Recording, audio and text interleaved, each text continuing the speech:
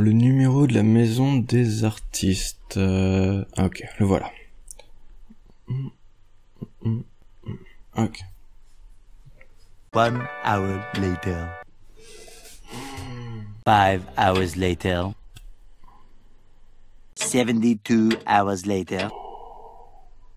4 to 6 days later. Oui, bonjour, je vous appelle parce que en fait j'ai essayé de me connecter à mon espace personnel sur votre site et en fait ça marche pas, il me dit que mes identifiants ne correspondent à aucun compte ou quelque chose comme ça.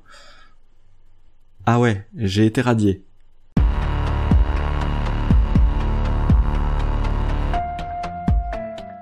Salut à tous, aujourd'hui est le jour J, on va enfin parler des différents statuts qu'il existe pour les artistes indépendants. Et je vais principalement vous donner les clés, les raisons et les explications de pourquoi à l'heure actuelle j'ai tel ou tel statut. Je vais également faire appel à un collègue à moi, un collègue et un ami, qui va faire des petites interventions lors de cette vidéo, afin d'expliquer des points précis justement des différents statuts, mais ça va rester des points quand même très succincts, on va pas rentrer trop dans les détails, on va vraiment donner des informations, et du coup si vous souhaitez vraiment des informations bien plus profondes et bien plus explicatives sur les différences entre les différents statuts, et lequel choisir pour vous, qu'est-ce qui est le mieux adapté à votre situation à vous, je vous conseille simplement de chercher sur internet ou sur YouTube. Il existe déjà énormément de ressources, d'articles, de blogs ou de vidéos sur YouTube qui parlent du sujet, qui expliquent vraiment ça de manière bien plus efficace que je pourrais le faire. Donc voilà, nous on va rester en surface on va dire sur les gros points importants à savoir. Et moi je vais principalement parler de mon expérience et de mon retour à moi par rapport aux différents statuts. Voilà, maintenant que tout ça est dit, on attaque. Pour démarrer simplement, il existe globalement 3 statuts majeurs, à savoir la maison des artistes, l'AGSA et l'auto-entrepreneur. Alors c'est pas exactement des statuts en tant que tels, dans le sens où c'est des organismes chez qui on va payer nos cotisations sociales. Il y a des différences, des points positifs et des points négatifs dans chacun d'entre eux, il n'y a pas vraiment de réponse parfaite. Il faut trouver celle la mieux adaptée à son travail. La maison des artistes et l'AGSA sont très proches, voire quasiment identiques d'un point de vue du fonctionnement, des démarches administratives à faire, là où par contre l'auto-entrepreneuriat est un peu différent. Donc je vais d'abord parler de la maison des artistes et de l'AGSA. En fonction de ce que vous faites, vous allez plutôt cotiser vos charges sociales à la maison des artistes ou alors à l'AGSA. Pour faire simple, l'AGSA et la maison des artistes, ce sont deux entités qui vont permettre de vendre du droit d'auteur. Pour la maison des artistes, ça va être justement comme le nom l'indique, pour des artistes, les peintres, les graphistes, les graffeurs, les sculpteurs, les portraitistes, tout ce qui va toucher au côté artiste. Et l'AGSA, c'est pour les auteurs. Vous pourrez vendre donc des droits d'auteur là-bas, si vous êtes compositeur de musique, si vous êtes écrivain, poète, ou que sais-je encore, enfin tout ce qui va toucher au texte. Les pigistes également sont à l'AGSA. Alors, de mon point de vue personnel à moi, par rapport à ce que je fais comme travail, il y a un seul vrai avantage à cotiser à la maison des artistes ou à l'AGSA, c'est pareil dans les deux, comparé à tout autre statut, c'est le montant des charges sociales qu'on cotise. En moyenne, le taux d'imposition pour l'AGSA et la MDA en 2018 est de 17,35, donc on va dire à peu près 18, et le taux est le suivant.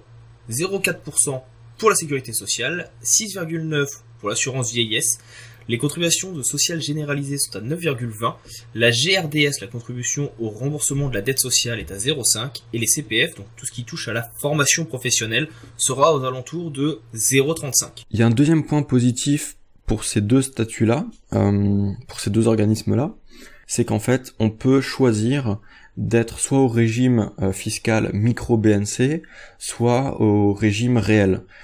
Alors là, c'est un petit peu plus compliqué. On va essayer de faire relativement simple. Donc vous aurez compris qu'il y a deux régimes possibles. Le spécial BNC ou micro BNC et la déclaration contrôlée. Le premier, c'est surtout quand vous commencez votre activité.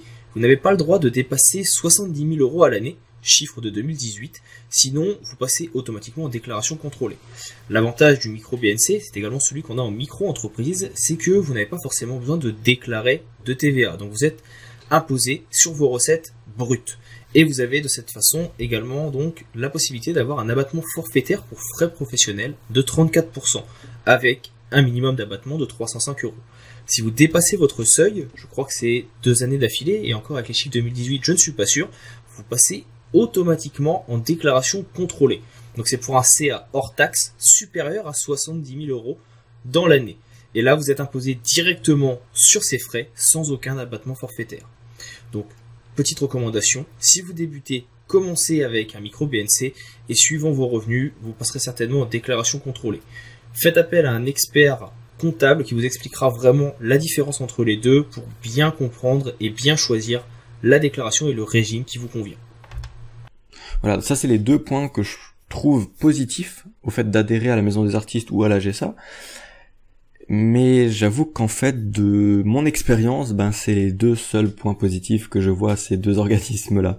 Ce qu'ils demandent la première année, c'est en fait de payer ce qu'ils appellent le précompte. Le précompte, c'est toujours quelque chose qui fait un petit peu peur quand on commence à travailler en freelance pour la MDA ou la GSA. C'est quelque chose en fait qui est là pour vous simplifier la vie. C'est-à-dire qu'au lieu de devoir payer vos charges sociales, vos cotisations de vous-même et après avoir facturé, eh bien, votre première année, c'est votre client qui va devoir donc payer ses charges directement. C'est-à-dire que vous ne devez pas les faire apparaître sur votre facture et qu'ils sont payés en avance. C'est une chose qui vous permet en fait d'avoir, plutôt que de devoir attendre de payer vos cotisations sociales, d'avoir un retour directement entre guillemets sur investissement pour vos arrêts maladie, etc. en cas de besoin. Pour faire simple, c'est-à-dire que quand vous payez une facture, en temps normal, vous avez votre facture avec vos charges qui sont compris dedans. Vous les déclarez à la fin du mois, vous le payez le mois d'après. Avec le précompte, vous payez votre facture, mais toutes ces charges sociales sont payées en parallèle par le client. De cette façon, vos charges sont déjà payées. Si vous êtes malade, eh bien vous êtes déjà couvert et indemnisé en cas de besoin par vos charges. C'est compliqué, quoi. Mais ça s'arrête pas là. Il y a un petit truc en plus qui complique encore plus les relations et les démarches administratives avec ses clients. C'est qu'il y a le fameux 1% diffuseur. Alors là, franchement, j'ai toujours moi-même du mal à vraiment comprendre ce que c'est. Alors, soyons francs, le 1,1% diffuseur, ça ne vous concerne absolument pas. C'est en fait une taxe de solidarité imposée par vos clients, enfin pour vos clients, par l'État, pour en fait ayant rémunéré un artiste. C'est comme une subvention qui doit payer à l'État pour avoir fait appel à un artiste. Vous ne devez rien faire, c'est l'expert comptable de votre client qui va s'en occuper, c'est une obligation d'employeur et ça ne concerne que lui. Vous pouvez lui en parler si vous le souhaitez parce que la première année, ce 1% diffuseur sera sur le même formulaire que le précompte, mais sinon, en général, ça ne vous concerne pas. Si vous souhaitez en apprendre un petit peu plus, laissez-nous un petit commentaire, je vous expliquerai et je vous donnerai des liens pour découvrir ce que c'est, mais en vrai, ça ne vous concerne pas. Alors peut-être que vous êtes à l'aise avec tout ce qui est administratif, avec les papiers, avec la compta, et que du coup, pour vous, c'est vachement simple à la fois de le faire, de le préparer pour vous en amont, mais aussi pour en parler avec les clients et pour préparer le travail, pour leur pré-mâcher même le travail, et que ça se passe très bien. Il y a énormément de monde qui sont à la Maison des Artistes et qui ont passé cette première année-là sans aucun problème, et voilà. Mais moi, je sais que dans mon cas, de base, je suis allergique à tout ce qui est paperasse administrative, vraiment, j'ai vraiment du mal avec ça. Mais alors en plus, quand on rajoute des papiers à faire et des démarches à faire et à expliquer, là où en fait, moi, tout ce que j'ai envie, c'est d'un statut qui me permet de travailler pour des clients, pour moi, de vendre ce que j'ai à vendre, de facturer ce que j'ai à facturer, et c'est tout, et point barre. J'ai pas envie d'autre chose, je veux juste travailler en fait. Donc voilà, ça c'est vraiment les raisons qui font que déjà de base, j'y vais un peu à reculons, en fait, à la Maison des Artistes ou à la GSA. Mais ça encore, on va dire qu'il y a moyen de le passer ou de le surpasser. Par contre, moi, je me suis retrouvé dans une situation qui fait que j'ai pas eu trop de choix. J'ai bel et bien été radié de la Maison des Artistes. Alors certes, il y a eu un petit souci, c'est que j'ai pas déclaré mon changement d'adresse suffisamment tôt, et du coup, il m'avait envoyé un courrier pour me dire que j'étais radié, courrier que je n'ai donc pas eu. Par contre, le courrier ne disait pas attention, on aimerait discuter, voir avec vous ce qui se passe, ou il faut absolument que vous changiez vos factures pour les prochaines, sinon vous allez être radié. C'était pas du tout une mise en garde, c'était un courrier vraiment qui me disait, voilà, c'est fini, vous êtes radié. Alors au final, ça n'a rien changé, j'ai appris que j'ai été radié au téléphone directement plutôt que par courrier. L'explication que la personne m'a donnée au téléphone, mes factures donnaient pour eux l'impression que l'activité que je faisais ne rentrait pas dans leur champ d'activité à eux. Et du coup, j'avais beau l'expliquer, j'avais plein de collègues qui étaient également infographistes 3D, designers 3D, etc. chez eux et qui avaient absolument aucun problème, donc je ne comprenais pas en quoi la 3D leur posait problème, surtout que même sur leur site, il y a bien écrit que graphisme 3D, multimédia, etc., c'est bien chez eux qu'il faut le déclarer. Mais en gros, ils partent du principe que si ce n'est pas une création pure, mais que c'est de l'exécution, créer une maison en 3D pour un architecte, pour un bureau d'architecture par exemple, et ben ça marcherait pas.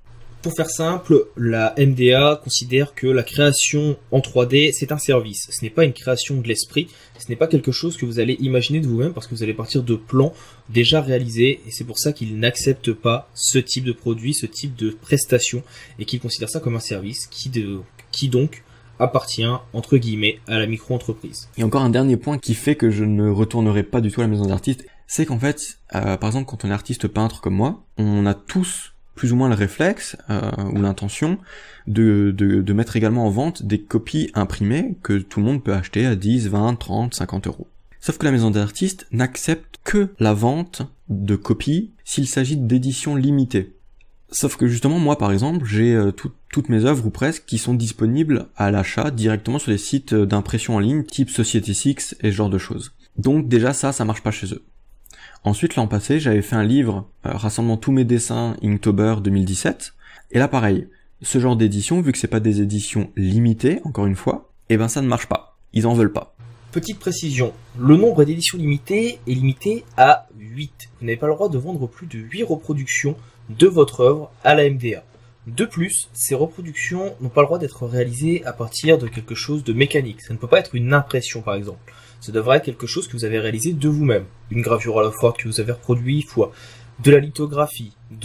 Quelque chose vraiment de manuel. Tout ce qui va être impression d'une affiche 8 fois, ça ne compte pas, c'est de la fraude. Sachez-le. Du coup, tout ça pour dire que quand j'ai décidé enfin de me remettre vraiment à mon compte, un petit peu plus sérieusement, en juin dernier, j'ai simplement opté pour auto-entrepreneur comme statut. Tout simplement parce que l'avantage, c'est que je peux faire et facturer ce que je veux, je peux vendre ce que je veux, je peux vendre des copies limitées ou non, je peux vendre des bouquins, je peux donner des cours de peinture si j'en ai envie, je peux faire de la 3D, je peux faire du dessin, je suis enfin libre en fait de faire ce que je veux et de le facturer, de le vendre. Et ça, c'est vraiment chouette. À mon sens, les deux seuls inconvénients qu'il peut y avoir à être auto-entrepreneur, c'est que de 1, on paye un petit peu plus de charges sociales qu'à la maison des artistes, et on est forcément en régime micro-BNC, donc forcément plafonné. Quelques petits chiffres importants à connaître en micro-entreprise ou auto-entreprise. Alors depuis 2018, le plafond, il est de 70 000 euros pour les prestations de services sur une année. C'est le double des années précédentes, déjà c'est une bonne chose. En termes de cotisation sociale, on va avoir les choses suivantes. On va être taxé si on est en micro-entreprise pour de la prestation de services à 22%. Il faut savoir également que si vous débutez votre micro-entreprise cette année, vous avez la possibilité, et surtout pensez-y, de prendre ce que l'on appelle l'ACRE. C'est l'exonération des cotisations sociales. En gros, vous allez payer non pas 23%, mais sur votre première année, à peu près 5,5, sur la deuxième 11, sur la troisième 16,5, et enfin, à partir de la quatrième année, vous serez à vos 23%.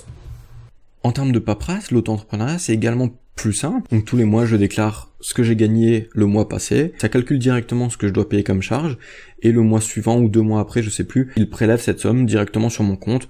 Donc je m'occupe de rien, j'ai juste à déclarer ce que je gagne tous les mois, et c'est fait. Donc voilà, j'espère que cette vidéo sur mon retour d'expérience vous aura un petit peu éclairé, un petit peu aidé. J'espère également que les interventions d'Olivier vous auront vraiment appris quelque chose et qu'elles vous auront du coup vraiment encore mieux aidé que juste mon expérience pour comprendre les différences entre les différents statuts. D'ailleurs, je vous conseille d'aller voir sa chaîne YouTube parce qu'il poste très régulièrement des vidéos tutos, astuces sur Photoshop, Illustrator, InDesign, etc. dans tout ce qui est orienté graphisme et graphisme web. Bien évidemment, abonnez-vous également à ma chaîne si vous ne voulez pas louper les futures vidéos. Appuyez sur le pouce en l'air, partagez la vidéo, ça me fera très plaisir, merci. Et bien sûr, n'hésitez pas à me laisser vos retours d'expérience à vous dans les commentaires en bas, j'y répondrai avec plaisir. Et vous inquiétez pas, la vidéo sur les tarifs, que ce soit en graphisme ou en peinture, elle arrive bientôt. Ciao tout le monde.